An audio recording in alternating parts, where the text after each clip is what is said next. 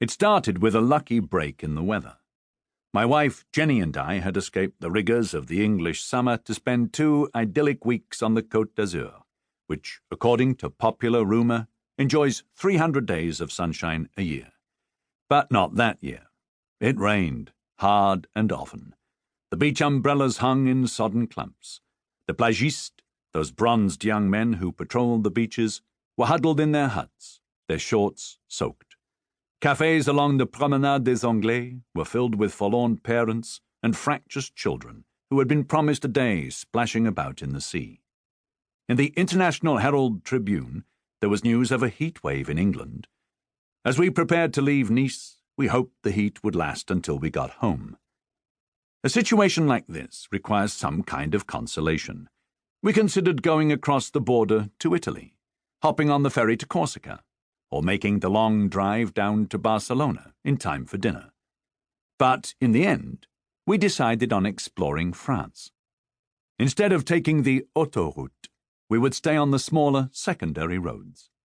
Even in the rain, we thought, they would be prettier and more interesting than joining the procession of trucks and caravans on the main highway to the north. And besides, our experience of France had been confined to Paris and the coast. This would be virgin territory. In those days, long before GPS, we used maps. And one of the few familiar names we found was Aix-en-Provence. There would be restaurants in Aix. There might even be sunshine. Off we went. The Route Nationale 7, I think, is the French equivalent of Route 66, which the old song taught us was where to go to get our kicks. The kicks on the RN7 used to be at their height each year in July and August, when most of Paris took what was then the main road down to the south. It too had its famous song, performed by Charles Trenet, the lyrics dripping with Le Soleil, Le Ciel Bleu, Les Vacances, and the promise of wonderful times. The reality didn't quite live up to the song. The RN7 is a perpetually busy road, and was filled on that particular day with many of the thousands of trucks that crisscross France, often driven by very large men who look down on passing cars with a faintly menacing air. Overtake me at your peril, they seem to be thinking, and if you value your life, don't change lanes too suddenly.